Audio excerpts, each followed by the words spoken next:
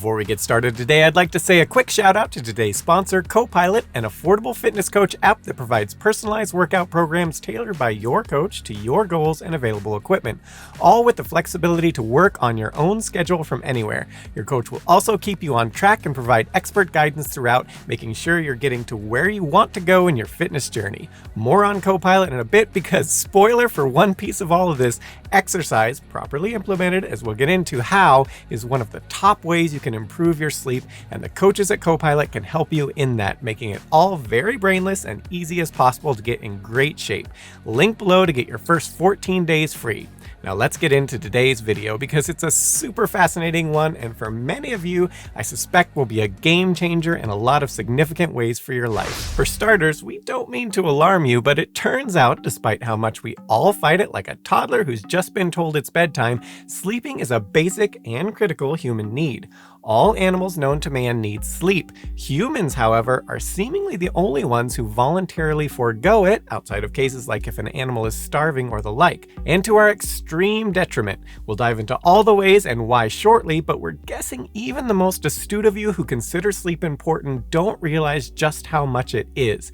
It's not just about feeling rested or not. It's about an amazing amount of things that are going on in your body that require proper sleep to remain where they should be for both your short and long-term physical and mental health. Skip consistent, sufficient sleep, and you may be able to cope with coffee on the alertness side, but that's just how you feel. Your body, on the other hand, let's just say what's going on inside chemically is screaming at you to put the coffee down and change, both for your present mental state and health, and because you absolutely are increasing your risk factors for every major way humans commonly die by a huge margin. But fear not, you're in the right place to learn all about this. And while this video is extra long because we thought it worthy of doing a super deep dive on, given its importance to all of us, might we recommend, if you're otherwise crunched for time, putting it on audio only and listening while you drift off to sleep. And then just do that for all the videos on our channel. We'd really appreciate it. Either way, in this video, we're going to be looking at what's going on in the body when you sleep, the mind-boggling number of ways it's quite literally killing you mentally and physically when you aren't getting adequate sleep, and why, how much sleep is required for most to be in the optimal health range, and how exactly to ensure you get great sleep every night, and in so doing, have better quality of life and make yourself more likely to outlive all the lesser mortals who didn't watch this video. So get out your PJs and condoms, trust me, you'll need those by the end, and let's dive into it all, shall we? To begin with, let's talk a little about what's happening when we sleep. Sleep itself normally comes in 4 stages, separated into 2 groups. Stage 1, 2, and 3 are non-rapid eye movement sleep and get progressively deeper as you go. The 4th stage is simply called REM, or rapid eye movement. Each cycle through these stages takes approximately 90 to 110 minutes to complete, with a healthy range at about 4 to 5 complete cycles per night. The time spent in the first cycle will be dominated by non-REM sleep. As the cycles progress, however, REM begins to extend and non-REM decreases. Diving into what's happening in each stage, stage 1 being the lightest sleep, begins when more than 50% of your brain's alpha waves are replaced with low amplitude mixed frequency activity. Since that doesn't mean much to most of us, it's probably more helpful to just say you'll still have muscle tone and be able to be awoken very easily. This stage typically only lasts about 1 to 5 minutes, accounting for only about 5% of total sleep. Wake up a lot during the night. This could be because you've gone back into stage 1 and all the little annoyances during sleep can easily wake you. Things like painful joints, restless legs, your spouse snoring, hunger, thirst, horniness, room too hot, existential dread that every moment that passes is one closer to your inevitable fate as microbial excrement. Okay, maybe not on that one, but you get the idea. Little things about your environment can wake you up quite readily in this stage. Moving on to stage 2, this sees your heart rate and body temperature drop and your brain waves start to produce what's known as spindles and K complexes, which are important for memory consolidation and maintaining sleep. This deeper stage of sleep is when you grind your teeth and accounts for about 45% of the total time practicing for the big show of eternal sleep, which is coming for us all. Stage 3, or slow wave sleep, is the deepest stage of sleep of all. Accounting for 25% of the total, this stage is where tissue growth and repair ramps up. You build bones, muscles, and even strengthen your immune system very actively in this stage. This deepest stage of unconsciousness is also typically the stage where night terrors and bedwetting may occur, no doubt because it's as close as you come while being alive to being dead. Should you wake up during this phase, you can expect mental fogginess, known as sleep inertia, which includes impaired mental performance for around 30 to 60 minutes. The last stage, REM sleep, comes with brainwaves similar to those who are awake and is most associated with dreaming. All those brainwaves mean more energy used, and in the process, metabolism will increase by as much as 20% compared to non-REM sleep. The big difference between being awake and in REM is that your skeletal muscles remain atonic, meaning you won't act on your hallucinations, running out of your house screaming when the Grim Reaper comes and lays beside you in your dream, reminding you your time on this earth is almost up. Unsurprisingly, from these dreams, people tend to wake up more spontaneously during REM sleep than any other stage. Interestingly, unlike your other muscles, REM doesn't, however, affect the muscles associated with your eyes, hence the name rapid eye movement. As for its function, REM sleep is thought to be critical in, among other things, memory. Moving on from there, the specific amount of sleep you need varies from person to person, but almost everyone needs between 7 and 9 hours per 24-hour cycle to stay optimally healthy. A true Goldilocks zone, too little or too much, is not good, to put it mildly. That said, we say almost because there are some people who have a mutation, BHLHE41, DEC2 gene, that predisposes them to being able to have no real ill effects of slightly shorter sleep times. But odds are extremely strong you are not one of these people. In fact, only about 2 out of every 10,000 people have this mutation, and the benefit is still relatively small, only reducing needed sleep time to around 6 hours. So now that we know what sleep is and approximately how much we need, let's dive into what makes us want to sleep in the first place. The main structure responsible for your sleeping is your hypothalamus, which affects or is affected by almost every system in the body that responds to hormones. It controls things like body temperature, hunger, thirst, fatigue, emotions, growth, salt and water balance, weight, and the circadian rhythm involved with sleep. This circadian rhythm revolves around a 24-hour cycle unless you have one of the unluckiest of genetic mutations of the CRY1 gene. On this one, this core circadian clock gene lengthens the period of circadian molecular rhythms. The result is you get to have delayed sleep phase disorder. This allele is found in 0.6% of the population and can cause lifelong problems with insomnia, which, as we're going to dive into shortly, again, if you are not getting enough sleep, you're giving yourself short and long-term health risk factors that would give your grandpa who smoked 3 packs a day while eating lard for breakfast, lunch, and dinner heart palpitations. In any event, one of the molecules regulating the sleep-wake cycle in your hypothalamus is a little purine nucleoside called adenosine. As you go through the day, adenosine will build up within the brain and reach a peak in the evening. This compound inhibits many of the processes involved with wakefulness, inhibiting neurotransmitters like norepinephrine, acetylcholine, and serotonin. The more of it you have in your system, the greater your feeling of sleepiness will be, termed sleep pressure. When you sleep, the body breaks it down. Your hypothalamus also reacts to cycles of light and dark to regulate sleep.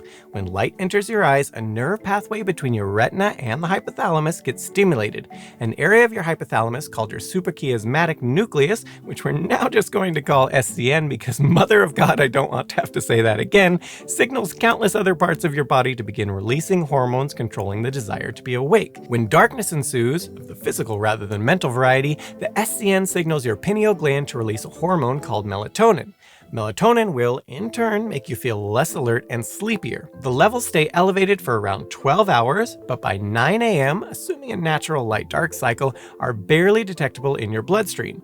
Artificial light will also decrease melatonin levels significantly. The artificial light problem is why sleep experts scream from the hilltops about decreasing screen time at night. Doesn't matter if the light is coming from your computer, your phone, television, or the light you see as your soul sheds this mortal coil to enter the great beyond. Screen time and such light at night will make it harder to fall asleep, and the light from the heavens is surely going to make sleep processes for your body difficult on account of being dead. Should you live to the morning, the SCN will signal a hormone called cortisol to be released, specifically around 2 hours prior to waking up, when your body is at its lowest temperature in the 24-hour cycle. Purely by coincidence, known as your temperature minimum, you will get a cortisol pulse. This stimulating hormone naturally prepares your body to wake up, affecting everything from central nervous system activation, blood sugar levels, blood pressure, and immune response. As for the timing of this natural sleep-wake cycle, mediated by adenosine, melatonin, and cortisol, it's person-specific and changes with age. On this note, known as sleep chronotypes, some people really are morning people and others are night owls. These circadian rhythms of sleep begin to develop around 2 to 3 months of age. By age 6, a person's tendency towards a specific night owl or morning person chronotype begins to show up. Teenagers have melatonin released later at night, thus they tend to stay awake longer naturally and sleep later than adults. Or they would if schools didn't start insanely early, despite mountains of studies showing how bad this is for teens most of all. Not just health-wise, but academically and socially, right down to markedly increased suicide rates versus their peers who start school later in the morning. But by all means, let's continue to make them wake up at the butt crack of dawn so they can be half asleep through the first couple hours of school. But we digress. Adults tend to go to sleep and wake up earlier and earlier throughout their lives, with those over the age of 65 waking up on average about 1.5 hours earlier and going to sleep 1 hour earlier than their younger selves. In any event, we've alluded to several times already how not getting quality sleep negatively impacts things internally, all cumulatively putting you at higher risk of winning at late-stage life health complication bingo. But what's actually going on here? First, since the hypothalamus affects almost anything that responds to hormones, when it becomes dysregulated, it will negatively affect almost every aspect of what it is trying to control. Thus, should you have a lack of sleep and disrupt your natural sleep-wake cycle, congratulations, your hypothalamus is now dysregulated, and bad health outcomes are about to ensue. In the short term, on the extreme end, a total lack of sleep kills shockingly quickly.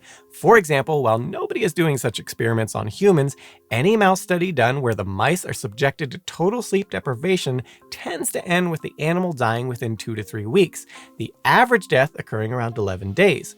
Fascinatingly, just depriving the mice of REM sleep and not the other stages also ended their lives almost as quickly. As for non-human examples, we have a 26-year-old Chinese man called Zhang, with his real name not publicly given in the report.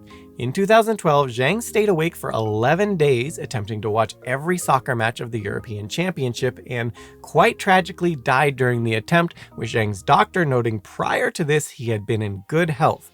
Noteworthy, the Guinness Book of World Records no longer keeps tabs on the record for going the longest without sleep because of the health issues involved and not wanting to encourage anyone to try to break the current acknowledged record, thus likely Randy Gardner's record set in 1965 of 264 hours awake, 11 days, isn't going anywhere. Alrighty, so no surprise here, getting absolutely no sleep is bad for you. Shocker. But what about just chronic insufficient sleep?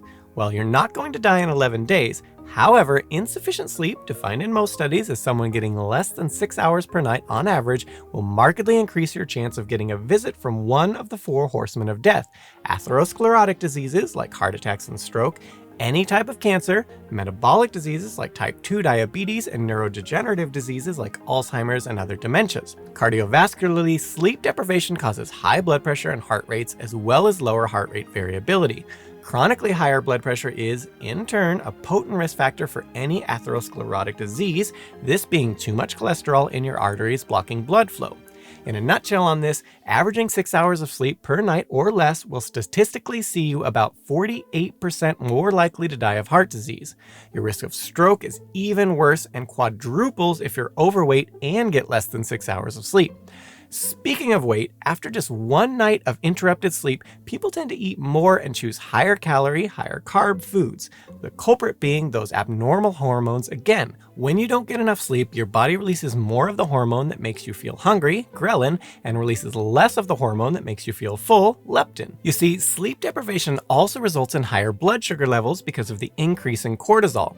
While cortisol at normal times of day and normal levels is critical for normal circadian rhythm, having too much all the time causes numerous problems. On this one, cortisol stimulates your liver to increase glucose output. Higher blood sugar levels will then result in higher insulin levels. Over time, your body then becomes insulin resistant. Combined with the known decrease in insulin sensitivity lack of sleep can cause, Chronically not sleeping well will then require massively more amounts of insulin to get all that sugar your liver is pumping out into cells. The result? Congratulations, type 2 diabetes. This metabolic disease itself is a major risk factor for the other 3 horsemen of death, making it all even worse. Moving on from heart disease and type 2 diabetes, on the cancer front, you are over 60% more likely to get cancer if you get less than 6 hours per sleep per night on average.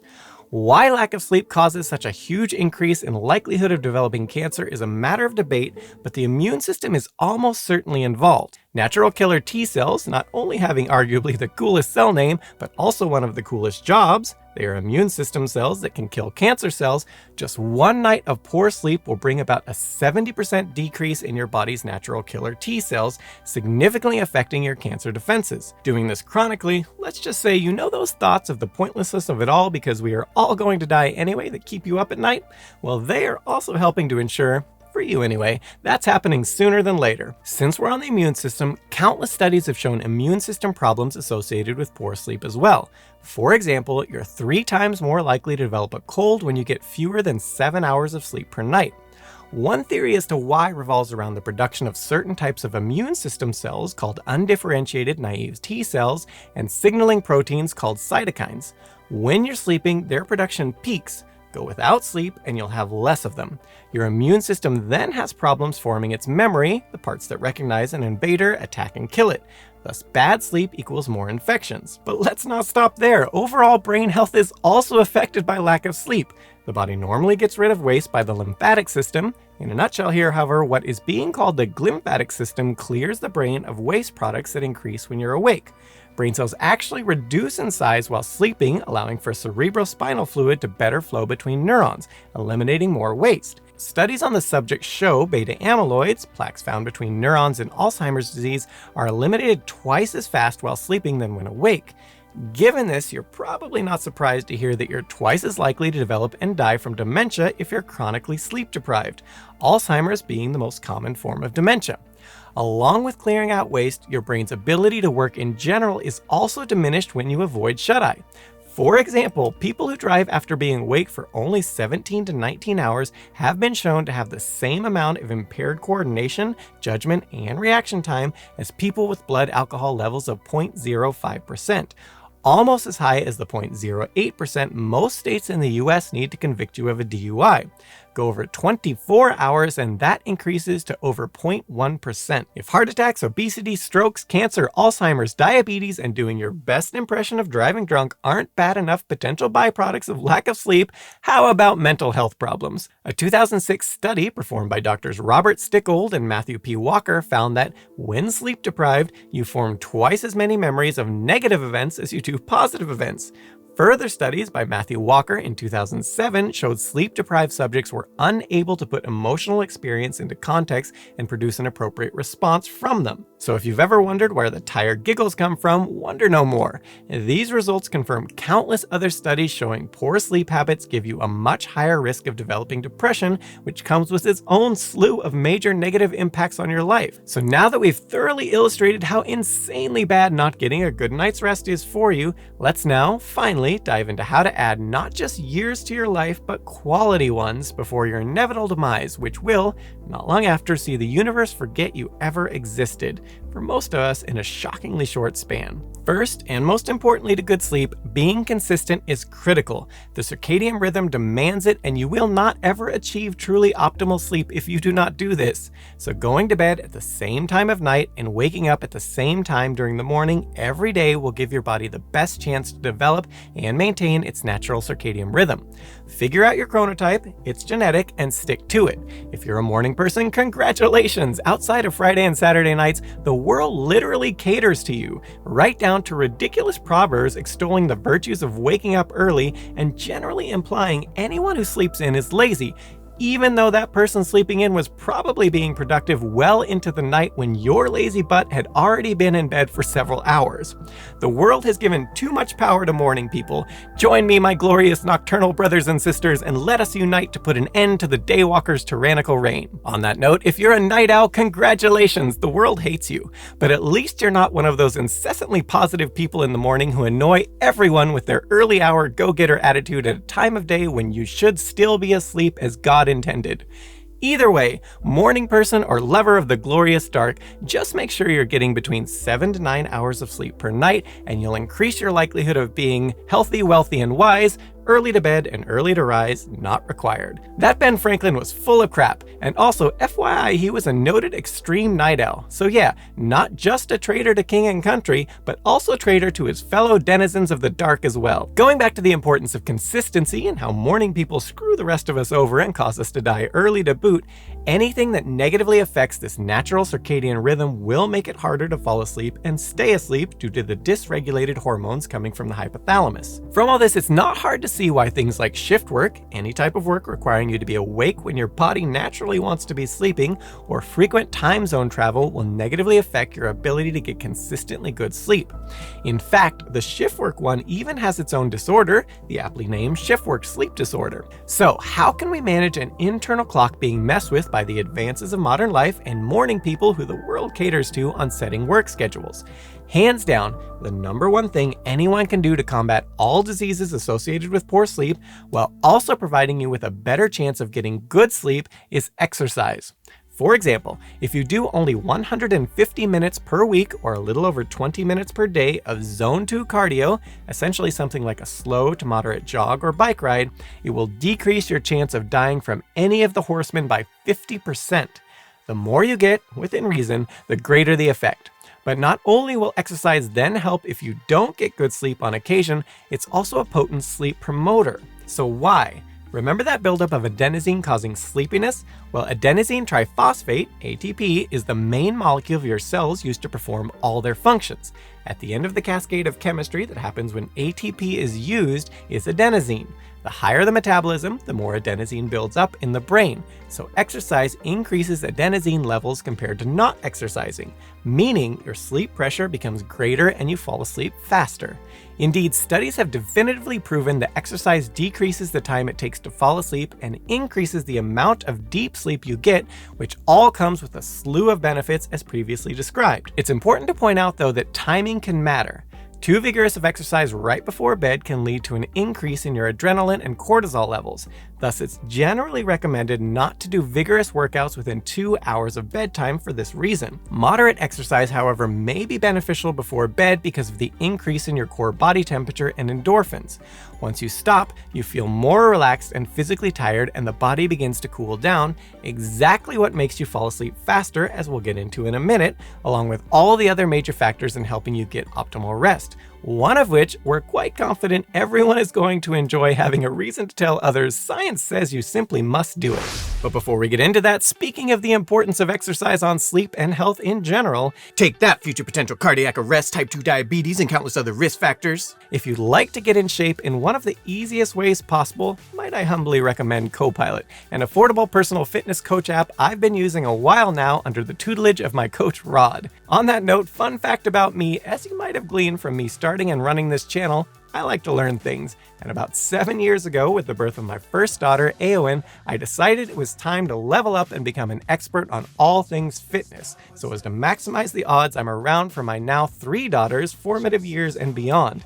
Maybe even live to 100 and meet my great-grandbaby someday. From this, I'm probably the most annoying client Rod has ever had to deal with Poindexter opinions on every little thing. But back when I got started with him, he nonetheless patiently worked with me to design a great program to meet my goals and preferences, and with what equipment I had available. In the process, he has even helped me work around an elbow issue I have, which has for years interfered with my tricep workouts, so I often used to skip those ones, but he's found a workaround to ensure we are still getting all my muscles a good workout anyway, despite that my elbows occasionally like to nope out of literally their only job. You had one job. The entire system they have is flexible and easy to use, and all from your phone. You quite literally don't need to know anything about fitness, exercise forms, or any of it. Your coach has got you covered every step of the way and is available to chat in text in the app or video call with as you need. And if you happen to be a bit of an expert already, they work with you there too to try to tweak your program to be even better, all while providing extra accountability and insight into things, with the whole idea to make getting in great shape and accomplishing your fitness goals as brainless and easy as possible for you. You don't have to think about any of it. That's your coach's job, and everything easily done from the app. And hey, just like with anything, different people click differently. So if you find your coach and you aren't clicking, switching to a new coach is quite easy in the app, making sure you find the coach that works best for you. I love having them as a sponsor here, as they're a service I think just about anyone can benefit from, beginning to expert, and the benefits to doing a good exercise program to your life and those who care about you and would like you to stick around on this earth as long as possible are not going to be subtle long term. Exercising regularly and effectively is one of the most life-changing things anyone can do, benefiting sleep, energy levels, mood, motivation, short and long-term health, and just overall quality of life. So if you've ever struggled to get on it or stay consistent, or don't know what you're doing and want someone to cut through all the misinformation out there and design a program that's right for you, maximizes the benefits with the time you have available, and keeps you consistent on it, do go check out Copilot using our link below, or use the QR code on the screen to get 14 days free with your own personal trainer to see if this is all a good fit for you. And now back to the other ways you can improve your sleep and health. Aside from these aforementioned lifestyle factors like exercise and consistency, simply developing a process to fall asleep matters. Don't think Pavlovian responses are just for dogs. It's been shown developing a wind-down routine that is the same every night will help you fall asleep faster. That wind-down routine can be whatever you want, but should include elements of the following. First, let's look at environment. As mentioned before, your body's sleep-wake cycle depends on light and dark. The circadian rhythm affected by light seems to have evolved with the types of light it encounters. For instance, you might have heard blue light isn't ideal for sleep. As to why, this will increase cortisol and suppress melatonin release. What you may have not heard is green light also suppresses melatonin. However, blue light affects it about twice as much as green. Moving on from there, red or amber hues, those associated with sunset, if they're not too bright, do not affect melatonin release or your circadian rhythm. The take-home message is this: reduce as much blue and green light as possible in the evening and in your sleeping area in general while you're sleeping. This includes all types of artificial light, so all those little LEDs or plugged-in devices around your room and your bedside clock and the like, mask them off or get rid of them. Total darkness in your sleeping space while you're sleeping is generally ideal here. If you've got a windowless room, even better. As for lighting leading up to bed, try and choose evening lights with red or amber hues. And thanks to the future being the best, there are even countless color-changing dimmable Wi-Fi light bulbs you can get for surprisingly cheap and then set to automatically change their color and brightness setting appropriately in the evening leading up to your bedtime, whatever that may be. Again, key more is consistency than it's strictly mattering whether you're an early to bed alien or a more natural and superior night owl, or at least as long as the light is being controlled on both ends. On that note of the light on the other end, the opposite end of the light dichotomy is when you wake up, the time when cortisol is released. Helping boost that cortisol with light has also been shown to help with locking in that circadian rhythm, thus helping you sleep better later. Specifically, go outside within 30 to 60 minutes of you waking up, assuming you wake up after sunrise, for at least 15 minutes, and the more the better. And yes, this still works when it's cloudy out. Similarly, if you're a night owl, blackout blinds and the like are an essential tool in your quality sleep toolkit to keep the cursed morning light at bay until it is time for you to wake up. But either way, when you do wake up, go outside. And even better, both for general health and sleep, if that outsidedness includes exercise, like a nice brisk 20 or 30-minute morning walk. For several reasons, this all helps you to reset your cycle and just wake you up fully and quickly. Going back to the lead-up hours to bedtime, since TV should be out, as should be playing on your cell phone or computer, except might we recommend listening to our videos as the way to drift off. No light, interesting information, and helps distract your brain from thinking about all that life you've wasted doing pointless things instead of watching our over 2,000 interesting videos like you ought to have been doing. But otherwise, going back to optimal sleep, what are you going to do with all that free time at night? Well, turn out the lights, put on the Marvin Gaye, and get a little frisky with your significant other, or yourself if nobody loves you but good old Pamela Henderson or Bruce Wanke. You see, sex that ends in orgasm has been shown to help with better sleep. That said, there is an emphasis on the orgasm. It doesn't work if you don't. As for what the science says, approximately 60% of women and 70% of men who have sex ending in orgasm shortly before bed have been shown to get a markedly improved night's sleep. Sadly, as the world clearly wants to kick you while you're down, if you happen to be rolling solo, masturbation ending in orgasm does also help, just studies have shown not as much as the two-player game. And by arithmetic progression, we can only assume from this that to get the best night's sleep of all, you really need 3 or 4 or more more for this spicy time. There may not be studies showing it's true, but math is math, and 3 or 4 is a higher number than 2, QED. Feel free to use this to try to convince your partner that the more the merrier. We don't judge. You do you. Speaking of you doing you, as to why the solo game isn't as effective as the multiplayer mode, this isn't totally clear, but we're guessing it's simply because, much like prospective partners, the universe just isn't into you. It's okay though. We here at Today I Found Out love you. Truthfully, we literally couldn't do what we do for a living without you, meaning you help support not just us, but the most important people to us in our families. And we are extremely grateful. So okay everybody, if you can't sleep, come on over. We have a whole team who is grateful for you, and we'll take one for the team and help you out in your sleep. Just this once. Or just turn off the screen and listen to our videos. Scientifically proven just as effective as orgasming to aid in sleep, according to a study done by the words that just came out of my mouth.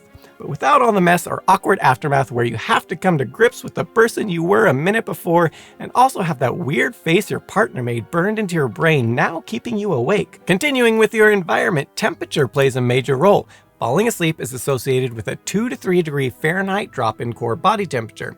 And interestingly from this, increasing your core temperature by taking a hot shower or getting into a hot tub or sauna, then cooling off right after, it turns out reduces the time it takes to fall asleep. Having a cool environment is also beneficial. Specifically, ambient temperatures that are most optimal for sleep are between 65 to 67 degrees Fahrenheit or about 18.8 degrees Celsius if you prefer to use a system of temperature calibrated to the boiling point of water in arbitrary environmental conditions instead of one calibrated to the human body. Either way, when you're about to wake up, the opposite is true. Your body temperature will begin to rise, usually beginning about 2 hours before you wake up.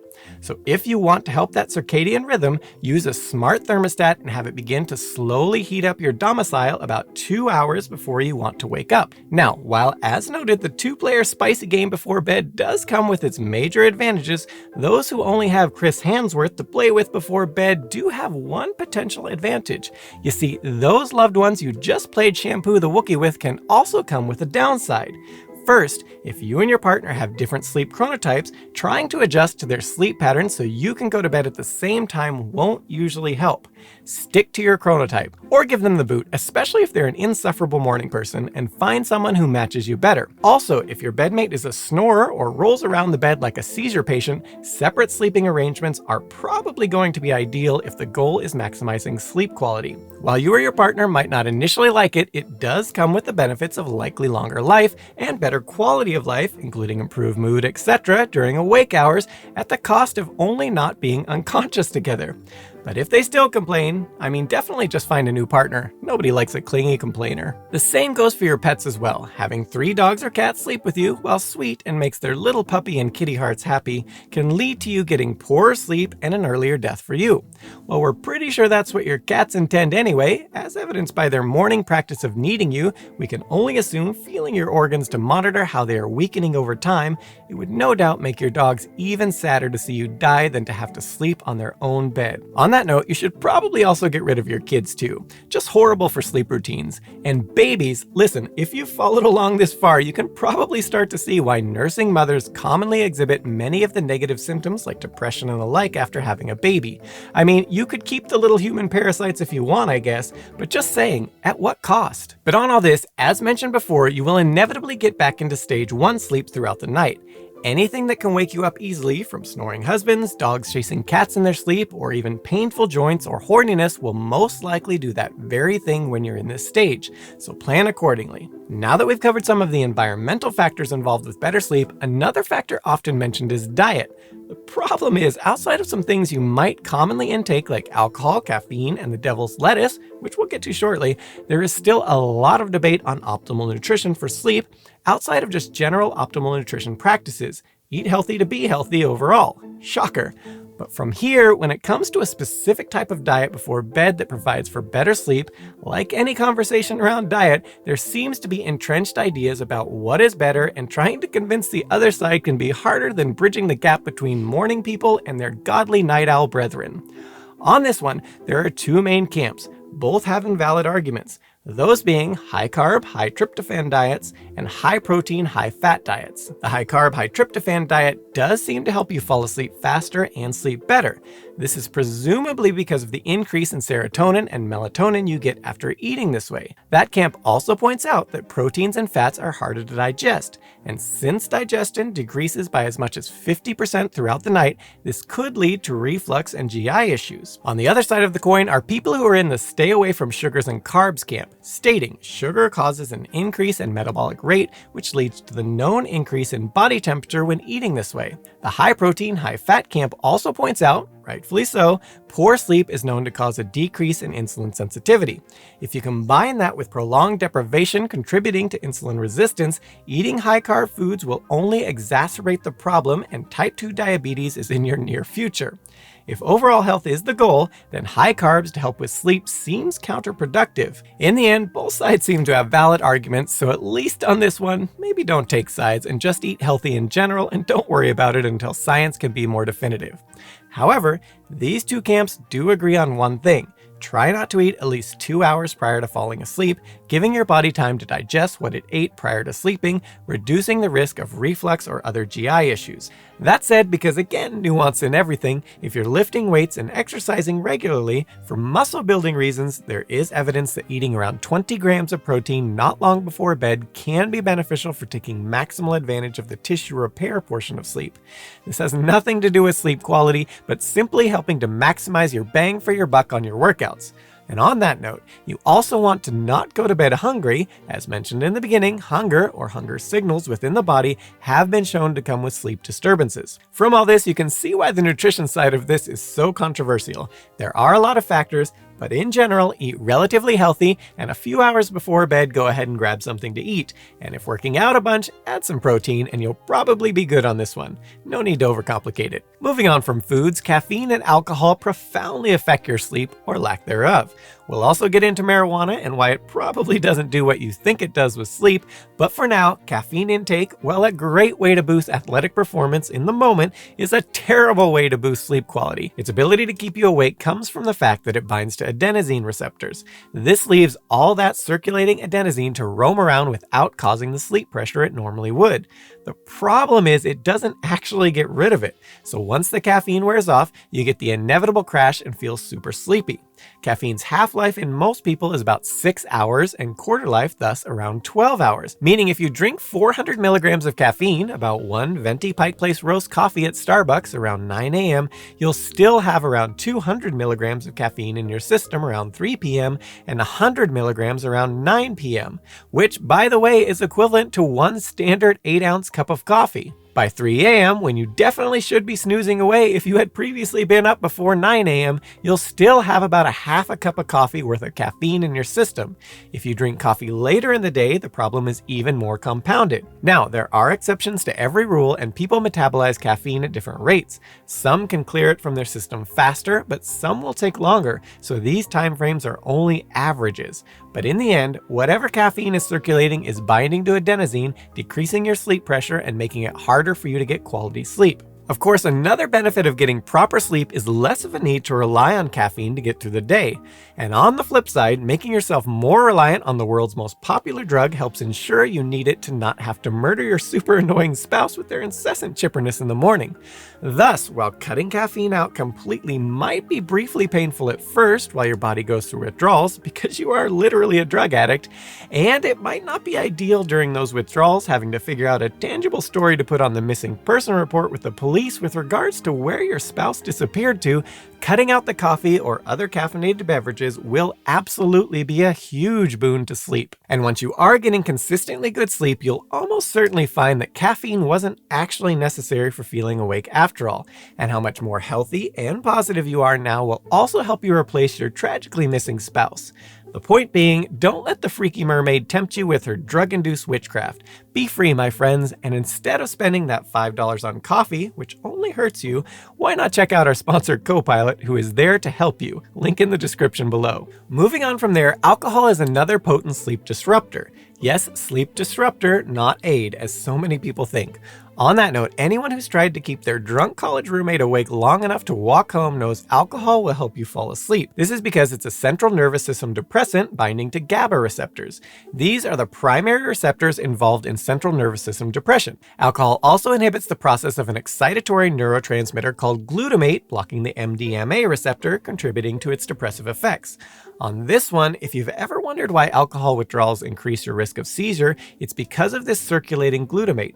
The body increases its production if you chronically use too much alcohol, so when you stop, their excitatory nature decreases your body's seizure threshold. So shouldn't this all help with sleep? It turns out no. Alcohol initially acts as a sedative, but unfortunately, you'll then sleep like crap with it in your system. Any amount of alcohol will suppress REM sleep in the first couple cycles of the night, and then in the second half, wakefulness is increased because you'll be in stage 1 more. So you'll fall asleep faster, get worse sleep in the first half of the night, then very little in the second half.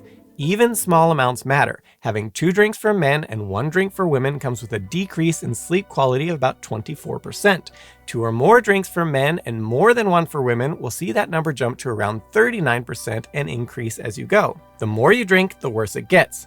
Now at this point, some of you might be wondering about whether the green giggle leaf affects sleep, with marijuana often widely cited as being a sleep aid.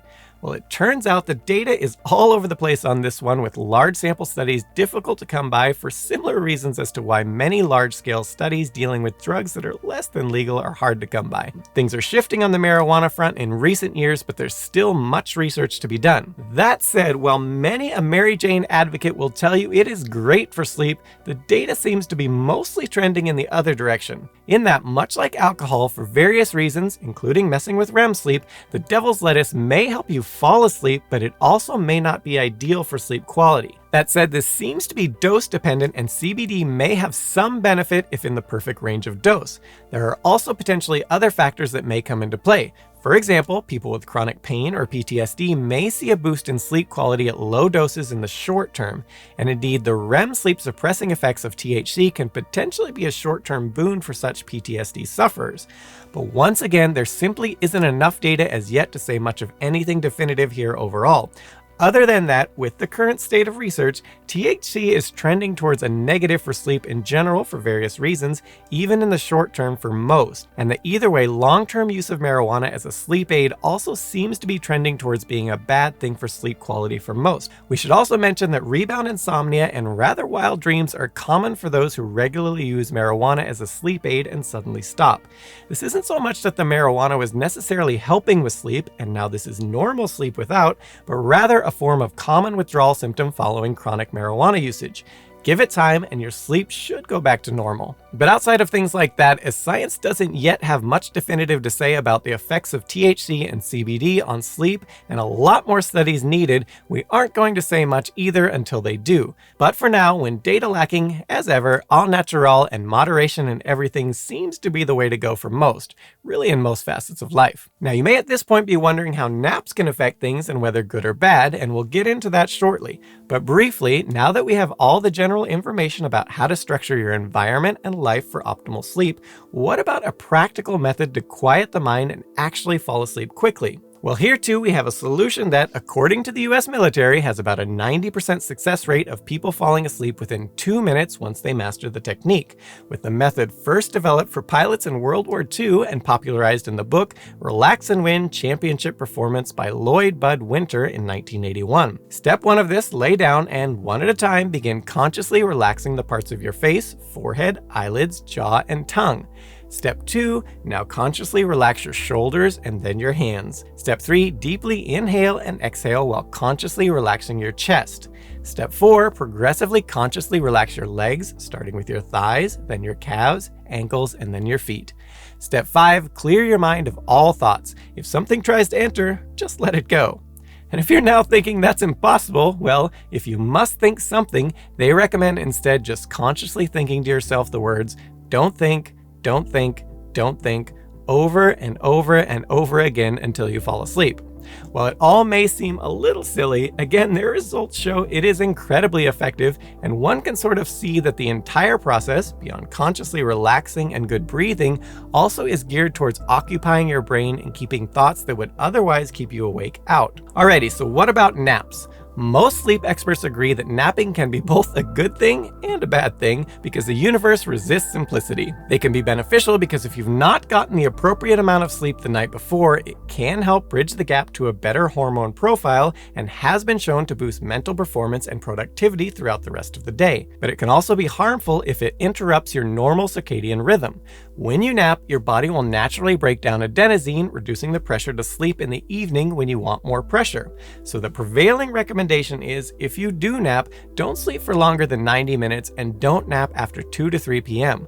Further, if you find that naps make it harder to fall asleep at night, don't do it unless absolutely necessary on a given day. Sleep is a marathon, not a sprint. Consistency overall is generally better than having a small boost on a given day from a nap. If you're finding you need a nap, it's likely more of a symptom of a sleep problem that needs fixed.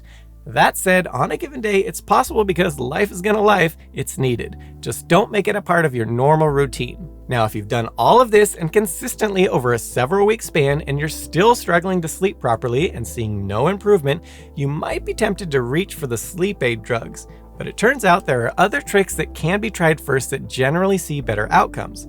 On this one, it might be time to see a professional who will, if you've already done all of the above and still not getting results, recommend what is known as cognitive behavioral therapy, CBTI, for help with insomnia. In fact, 70 to 80% of people with primary insomnia have better outcomes with this approach compared to pharmaceuticals. CBTI combines several different approaches to attack the issue. It includes things like retraining inaccurate or unhelpful thoughts about sleep, education on relaxation techniques and stimulus control, even further education around all the factors affecting sleep and what you can do to optimize them given your specific day-to-day life. They may even sometimes purposely restrict sleep to increase sleep pressure in an attempt to reset your circadian rhythm. And all of this being slightly more targeted about your specific case. And for most, it doesn't take long for these methods to take effect. In fact, some people see results in as little as 2 sessions, with the average being 6 to 8. In the end, depending on what study you want to go with, in the ballpark of 1/3 to 1/2 of us aren't getting enough sleep. And for most, we do it to ourselves. Whether via random sleep schedule day to day or from the weekend to weekday to choosing to stay up later than we should for some extra free time, excessive caffeine or alcohol intake, the list goes on and on and on. In the end, purposely avoiding sleep or getting poor sleep is really just short-term torture we inflict on ourselves while increasing our chances of dying from almost everything that kills most humans long-term. And in the process, lower quality of life through it all, increased chances of depression, obesity, the list again goes on and on and on. Chronic sleep deprivation is very possibly the most under-recognized health crisis of the modern age. But in the end, the fix isn't terribly complex. In a nutshell, be an adult, or maybe more aptly, treat yourself like you would your toddler when it comes to their bedtimes.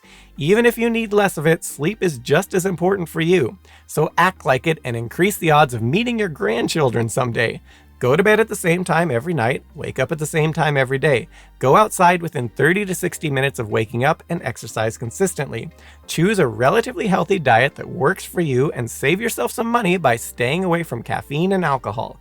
Don't eat 2 hours before bed and make a consistent wind-down routine that should not involve any screen time. Also, turn down the lights and even better, get color-changing dimmable Wi-Fi light bulbs so you can further optimize the night lighting and set it to happen automatically. Beyond that, decrease the ambient temperature of your home to around 65 to 67 degrees Fahrenheit or 18.8 degrees Celsius. Shortly before bed, give eyes to your partner and let them know science demands they have sex with you every night before bed, and don't stop the fun until you've both climaxed.